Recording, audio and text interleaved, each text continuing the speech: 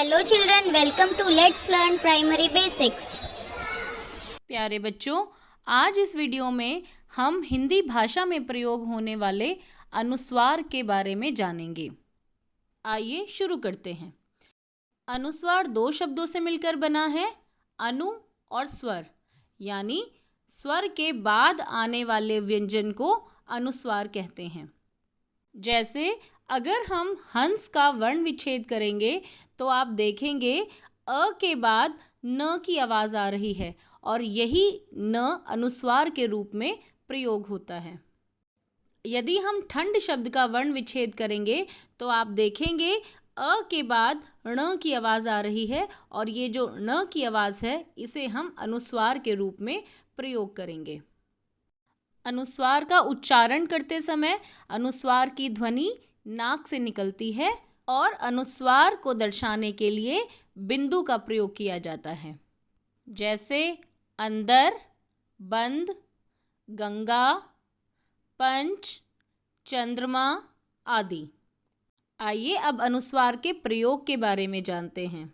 अनुस्वार का प्रयोग पंचम वर्णों के स्थान पर किया जाता है। जैसे गंगा लिखते समय हम अंग की जगह पर बिंदु का प्रयोग कर रहे हैं। पंच लिखते समय हम य के स्थान पर बिंदु का प्रयोग कर रहे हैं। डंडा लिखते समय हम ण के स्थान पर बिंदु का प्रयोग कर रहे हैं। गंदा लिखते समय हम न के स्थान पर बिंदु का प्रयोग कर रहे हैं और कंबल लिखते समय हम म के स्थान पर बिंदु का प्रयोग कर रहे हैं। इन सभी शब्दों में अगर आप देखेंगे तो आप पाएंगे कि प्रत्येक पंचम अक्षर की जगह पर अनुस्वार का प्रयोग हो रहा है। तो ऐसे में हम कैसे जानें कि अनुस्वार कौन से पंचम अक्षर का उच्चारण कर रहा है? तो आइए ये दुविधा भी दूर करते हैं। अनुस्वार के बाद आने वाला व्यंजन जिस वर्ग का होगा, अनुस्वार का चिन्ह उसी वर्ग के पंचम अक्षर के स्थान पर लगेगा। उदाहरण से समझते हैं। जैसे आपके सामने शब्द है गंगा, तो आप यहाँ पर देखेंगे कि अनुस्वार के बाद ग प्रयोग हो रहा है और ग क वर्ग में आता है और क वर्ग का पंचम अक्षर होता है अंग, तो इसीलिए अंग के स्थान पर अनुस्वार का प्रयोग हुआ है। अगर हम पंचम शब्द देखें तो आप देखेंगे अनुस्वार के बाद च का प्रयोग हो रहा है और च वर्ग में आता है और च वर्ग का पंचम अक्षर है य, इसीलिए य की जगह पर अनुस्वार का प्रयोग हुआ है। अगर हम डंडा शब्द देखें तो अनुस्वार के बाद ड आया है और ड ट वर्ग का व्यंजन है, इसीलिए ट वर्ग का जो पांचवा वर्ण है, जो पंचम वर्ण है, वो है ण, इसीलिए ण के स्थान पर अनुस्वार का प्रयोग हुआ है। आगे शब्द है चंदन और यहाँ आप देखेंगे कि अनुस्वार के बाद द का प्रयोग हुआ है और द त वर्ग का व्यंजन है और त वर्ग का पंचम वर्ण होता है न, इसीलिए इसमें अनुस्वार न के स्थान पर प्रयोग हुआ है। आगे शब्द है चंपा। यहाँ पर आप देखेंगे अनुस्वार के बाद प आया है जो प वर्ग का व्यंजन है और प वर्ग का पंचम वर्ण होता है म, इसीलिए चंपा में म के स्थान पर अनुस्वार का प्रयोग हुआ है। तो आइए अब अपने शब्द भंडार को बढ़ाने के लिए हम आज अनुस्वार के शब्दों को कॉपी में लिखेंगे और उन्हें पढ़ने का अभ्यास करेंगे। आइए शुरू करते हैं। अनुस्वार वाला शब्द जो हम लिखेंगे वो है पंख। अब आप देखेंगे जो अंग की आवाज़ है वो प के बाद आ रही है, इसीलिए प की खड़ी पाई पर हम बिंदु लगा देंगे और शब्द बनेगा पंख। आगे हम देखते हैं जंग, तो जो अंग की आवाज़ आ रही है वो ज के बाद आ रही है, इसीलिए ज की खड़ी पाई पर लगेगा बिंदु और शब्द बनेगा जंग। आगे शब्द है मंत्र, जो न की आवाज़ आ रही है वो म के बाद आ रही है, इसीलिए म की खड़ी पाई पर लगेगा बिंदु और शब्द बना मंत्र। आगे है मंद, जो न की आवाज़ है वो म के बाद आ रही है, इसीलिए म पर लगा बिंदु और शब्द बना मंद। आगे है संग। तो ये जो अंग की आवाज़ आ रही है वो स के बाद आ रही है, इसीलिए स पर लगेगा बिंदु और शब्द बना संग। आगे देखेंगे, शब्द है अंडा। तो वो जो न की आवाज़ आ रही है वो अ के बाद आ रही है, इसीलिए अ पर लगेगा बिंदु और शब्द बना अंडा। ऐसे ही डंडा। ड के बाद आ रही है आवाज़ ण की, इसीलिए शब्द बना डंडा। गंदा। गंदा में आप देखेंगे ग के बाद न की आवाज़ आ रही है, गंदा। तो इसीलिए ग की खड़ी पाई पर लगेगा बिंदु और शब्द बना गंदा। आगे है मंदा। म के बाद आ रही है न की आवाज़, इसीलिए म के ऊपर आया बिंदु और शब्द बना मंदा। आगे चंदा। जब हम चंदा बोलते हैं तो च के बाद न की आवाज़ आ रही है, इसीलिए च पर लगेगा बिंदु और शब्द बना चंदा। आगे कुछ और शब्द देखते हैं। घंटी। अब घंटी अगर आप देखेंगे तो घ के बाद न की आवाज़ आ रही है, इसीलिए घ पर बिंदु लगेगा और शब्द बनेगा घंटी। लंबी। लंबी जब हम बोलेंगे तो ल के बाद म की आवाज़ आ रही है, इसीलिए उस म को दर्शाने के लिए हम ल पर बिंदु लगाएंगे और शब्द बनेगा लंबी। आगे है कंघी।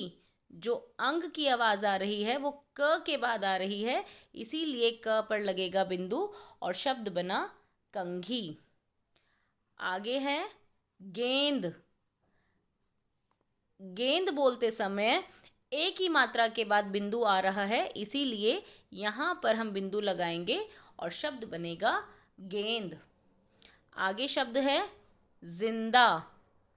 जिंदा में ज के बाद ज में भी ई की मात्रा के बाद आवाज़ आ रही है न की, इसीलिए ई की मात्रा के बाद लगेगा बिंदु और शब्द बना जिंदा। अब थोड़े से बड़े शब्द करते जाएंगे जिससे हम आसान से मुश्किल की तरफ बढ़ेंगे। कुछ और शब्द देखते हैं। तरंग। अब जब तरंग बोलेंगे तो र के बाद अंग की आवाज़ आ रही है, इसीलिए र पर लगेगा बिंदु और शब्द बना तरंग। मंगल। मंगल में म के बाद अंग की आवाज़ आ रही है, इसीलिए म पर बिंदु लगाकर हम लिखेंगे मंगल। आगे शब्द है चंदन। च के बाद न की आवाज़ आ रही है, इसीलिए च पर बिंदु लगाकर हम चंदन लिखेंगे। आगे शब्द है बंदर। बंदर में ब के बाद न की आवाज़ आ रही है, इसीलिए ब पर बिंदु लगाते हुए हम बंदर लिखेंगे। जंगल। जंगल में ज के बाद अंग की आवाज़ आ रही है, इसीलिए ज पर बिंदु लगाएंगे और शब्द बना जंगल। कुछ और शब्द देखते हैं। हिंदी। और हिंदी में अब आप जान गए होंगे बिंदी का कितना महत्व है। अगर गलत जगह पर बिंदी लगी तो हमारा शब्द गलत लिखा जाएगा और गलत लिखा होगा तो हम गलत ही पढ़ेंगे। हिंदी में आप देखेंगे ई की मात्रा के बाद न की आवाज़ आ रही है, इसीलिए हम यहाँ पर लगाएंगे बिंदु और शब्द बना हिंदी। आगे शब्द है तिरंगा।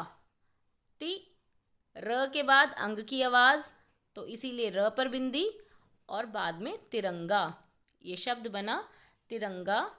संतरा में आप देखेंगे स के बाद स के बाद न की आवाज़ आ रही है, इसीलिए हम स पर बिंदी लगाएंगे और शब्द लिखेंगे संतरा। आगे शब्द है लंगूर। लंगूर में ल के बाद अंग की आवाज़ आ रही है, इसीलिए ल पर बिंदी लगाकर हम लिखेंगे लंगूर। आगे शब्द है कंबल। कंबल में क के बाद म की आवाज़ आ रही है, इसीलिए क पर लगाएंगे बिंदु और शब्द बनेगा कंबल। कुछ और शब्द देखते हैं। पंजाब। पंजाब में प के बाद य की आवाज़ आ रही है, इसीलिए हम प पर बिंदु लगाएंगे और शब्द बनेगा पंजाब। भंडारा, भंडारा में भ के बाद ण की आवाज़ आ रही है, इसीलिए उस ण को दिखाने के लिए हम भ पर बिंदी लगाएंगे और शब्द बनेगा भंडारा। आगे शब्द है नारंगी। यहाँ पर र के बाद अंग की आवाज़ आ रही है, इसीलिए र पर लगाएंगे हम बिंदु और शब्द बनेगा नारंगी। आगे है आनंद। आनंद लिखते समय हम न के बाद एक और न की आवाज़ आ रही है, इसीलिए उस दूसरे न को दर्शाने के लिए हम इस वाले न पर बिंदी लगाएंगे और शब्द बनेगा आनंद। आगे शब्द है सुंदर। सुंदर में ऊ की मात्रा नीचे है, लेकिन उसके बाद जो न की आवाज़ आ रही है, इसीलिए हम यहाँ पर बिंदु लगाएंगे और शब्द बनेगा सुंदर। कुछ और शब्द लिखते हैं। संतोष। संतोष में स के बाद न की आवाज़ आ रही है, इसीलिए हम स पर लगाएंगे बिंदु और शब्द बना संतोष। संगीता में भी स के बाद अंग की आवाज़ आ रही है, तो उस अंग की आवाज़ के लिए हम स पर बिंदु लगाएंगे और शब्द बनेगा संगीता। कंधार। कंधार में आप देखेंगे कि क के बाद न की आवाज़ आ रही है, इसीलिए क पर लगेगा बिंदु और शब्द बना कंधार। ऐसे ही लंदन लिखते समय ल के बाद न की आवाज़ आ रही है, इसीलिए ल पर लगेगा बिंदु और शब्द बना लंदन। आगे अगर हम देखें, बंगाल में ब के बाद अंग की आवाज़ आ रही है, इसीलिए उस अंग को दिखाने के लिए हम ब पर बिंदी लगाएंगे और शब्द बनेगा बंगाल। आगे कुछ और शब्द देखते हैं। संबंध। अब आप यहाँ पर देखिए, संबंध में दो बार एक बार म की आवाज़ आ रही है, एक बार न की, तो सम, तो स के बाद म की आवाज़ है, इसीलिए स पर बिंदी, और बंध, ब के बाद न की आवाज़ है, इसीलिए ब पर बिंदी और शब्द बना संबंध। बहुत आसान है, इनकी बिंदी में भी बिल्कुल आपको कंफ्यूज नहीं होना है। आगे शब्द है पतंग। आप देखेंगे पतंग बोलते समय त के बाद अंग की आवाज़ है, इसीलिए हम त पर बिंदी लगाएंगे और शब्द लिखेंगे पतंग। मंजन। मंजन में म के बाद न की आवाज़ है, उस न को दिखाने के लिए हम म पर बिंदी लगाएंगे और शब्द बनेगा मंजन। आगे अगर हम देखें फिरंगी। फिरंगी लिखते समय आप देखेंगे र के बाद अंग की आवाज़ आ रही है, इसीलिए उस र को दिखाने के लिए, उस अंग की आवाज़ को दिखाने के लिए हम र पर बिंदी लगाएंगे और शब्द बनेगा फिरंगी। अब थोड़े से बड़े शब्द लिखते हैं। यहाँ पर एक शब्द और लिखते हैं अंदाज़ा। अंदाज़ा में अ के बाद न की आवाज़ आ रही है, इसीलिए हम अ पर बिंदी लगाते हुए लिखेंगे अंदाज़ा। आगे शब्द है झारखंड।